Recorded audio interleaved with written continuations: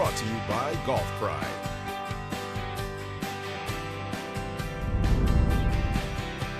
Very good morning. Happy Friday. We hope you've had a great week. Anna Whiteley with you alongside the gang, Damon Hack, Paige McKenzie and Robert Damron. Well, it may have been Scotty Scheffler who won the Maridos Samaritan Fund Invitational on Thursday outside of Dallas, but it was fellow Longhorn alum Jordan Spieth who stole the show, as according to sources on the ground, Spieth's tee shot sank into the hole on the par 3 17th, but then bounced out because of the spacer in the cup and ricocheted back into the water. Now, Spieth himself has said he's going to count this as an ace, but, let's be honest, he's either facing a hole-in-one or a double bogey here. So, Robert Damron, does this count as a hole-in-one?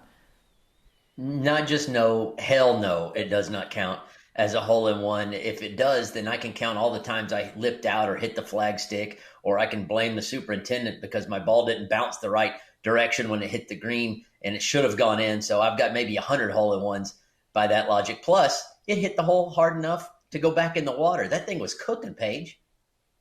Very true. And there was a reason that the term rub of the green was in the rule book because of things like this, where it's just unlucky. It's just part of the game. It's not supposed to happen, but it does.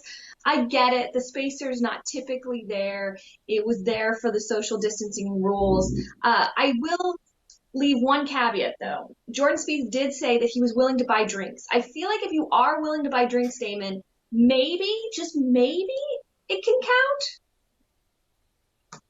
No, I'm willing to buy drinks too, and I don't have any aces on my resume either. I think he caught it a groove too low, maybe 2 grooves too low. As Robert said, the ball was coming in hot.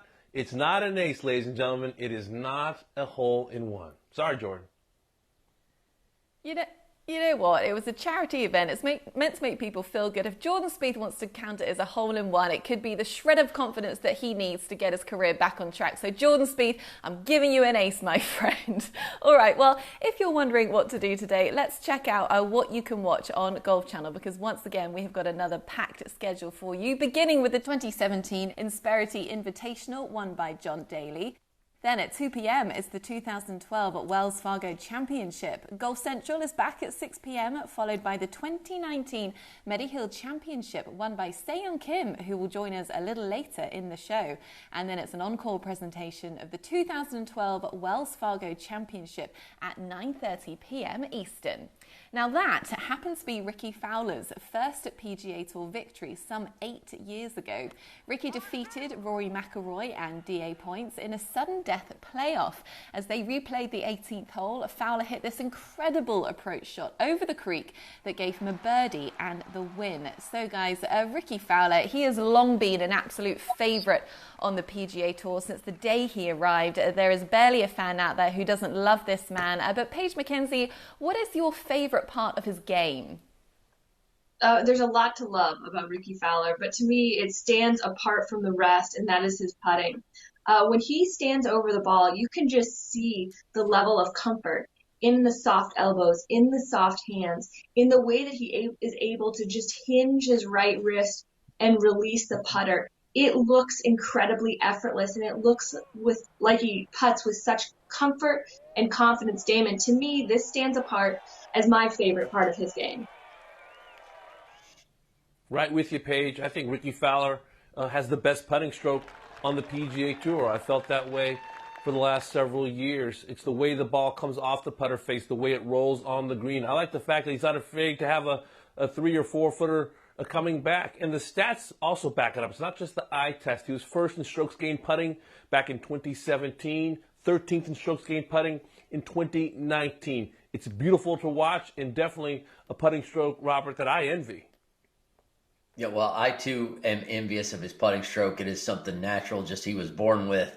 It's a thing of beauty. I can tell you, Arnold Palmer was a big fan of Rickie Fowler, and it had nothing to do with his putting stroke. It was because he followed the Arnold Palmer mold of how to treat the fans and how to interact with the fans. That is the best part of Rickie Fowler's game. That's the best part of going out and watching Rickie Fowler. If you go out and you watch Rickie and you see all the little kids dressed up like him, you see the older folks dying to get his autograph.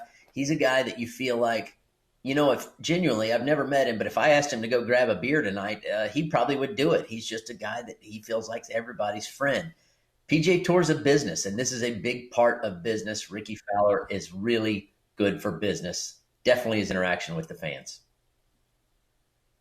Great point, Robert. He's also someone who's clearly comfortable in his skin, comfortable, in the boardroom, comfortable, addressing, kids or grandparents. He's an executive producer now on Golf Channel, as we all know, watching his Oklahoma State Cowboys in Driven. I think he's a multi-talented person. He's also someone who is very much in the Arnold Palmer mode. He gives back to the game, gives back. We see him on commercials, and he's also just a nice young man who seems to understand his role in the game. He doesn't just understand his responsibility, he embraces his responsibility as a role model and as somebody that can help the tour move forward, that can help the game move forward. And for that reason, I completely respect how he's been able to manage his professional career, because he is a professional in the way that he treats himself and everybody else around him. He doesn't look at this kind of responsibility as a burden. He looks at it as an opportunity. And I think that's also what sets him apart from his peers. There is absolutely no questioning Rickie's importance to the game of golf, the youngsters that he inspires to pick up a club, and the importance that he holds to the PGA Tour, guys. But let's have a look at his results and discuss his potential winning opportunities for the rest of this year. Because if we take a look at his season so far, a solid finish at the Century Tournament of Champions, another top 10 followed at the American Express before he missed the cut at Torrey Pines, finished T37 at the Waste Management Phoenix Open, and missed the cut again at the Honda Classic, and then finished T18 just down the road at Arnie's Place. So guys, given this revised PGA Tour schedule, Damon Hack, have your confidence levels risen in Rickie's opportunities to win in this very condensed season that we'll be looking at for the rest of 2020? Yeah, confidence level has actually fallen in terms of what I think Rickie can do with just 14 events left, and that's a best-case scenario. My confidence level is at a 3, and part of it's because of some of the tournaments that have already passed, usually happy places for him. Phoenix in the rearview mirror, Bay Hill, for example, Honda. And then also going forward, normally he would be playing Wells Fargo, where he got that first PGA Tour win, and of course the Players' Championship canceled, where he got the biggest win of his career. I just don't think he's playing that well, or at least wasn't playing that well going into the pandemic, made that coaching change late in 2019. So my confidence level is not where it normally would be for Rickie Fowler. And that's understandable, Damon, given the few events that are left. But my confidence level is higher, and it has to do with the fact that he did go through that coaching change late last fall that you mentioned. Coaching changes can stimulate good golf immediately following. And he did play great in January. It struggled a little bit, but I think the time off gives him the opportunity to work on those kind of changes. And the way that he described it was that he's working on getting his body in the right position, allowing the arms and hands to follow. To me, that's an excellent way to move forward with any golf swing, to really feel you're in control of your body and how it moves. And I think for Rickie Fowler, he knows what he needs to do, and I have confidence that he will get it done. Look, last time he was ranked this high in the world, he went on a tear to get to where he's been in the last 4 or 5 years. So I'm confident that he will be able to get back to that place. Well, the first rule of gambling is don't ever bet with your heart. Don't bet on a team just because you like their colors or the mascot that they have. But I'm going to do that a little bit because I just love Rickie Fowler. I'm going right here, 7.5. I really, truly have confidence that his coaching change has kicked in. I know that he hasn't played in a tournament in a while, but the one thing we do know that he's done was he went out and played Justin Thomas. Justin shot 65 and lost by 5 to Rickie's 60. So something has kicked in with his swing. He's had plenty of time to forget the not so good play that he's had at the courses that he usually plays well at. Plenty of time for this coaching change to sit in and kick in. Rickie's coming back with a vengeance. 7.5 out of 10 that he wins this season. I'm surprised so my fellow hosts here.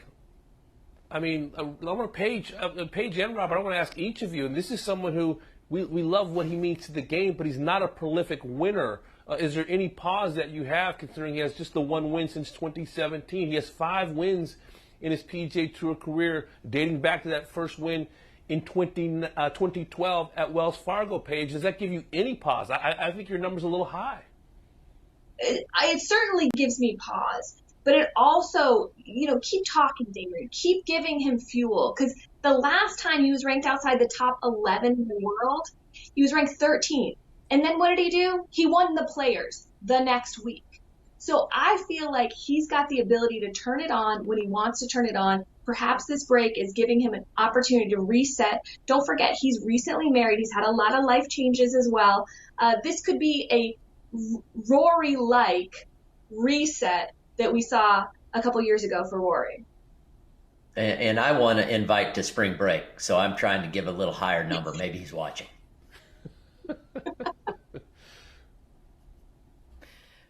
Robert Dameron, you will never get an invite to spring break. Sorry, my friend. Well, Rickie Fowler as well, another motivation for him, currently ranked 14th there on the Ryder Cup standings, and we know how much he wants to be representing Team USA, and he doesn't want Captain Steve Stricker to have to rely on a pick to get him there. So a lot of motivation, and he could be in a good place coming into the rest of the year.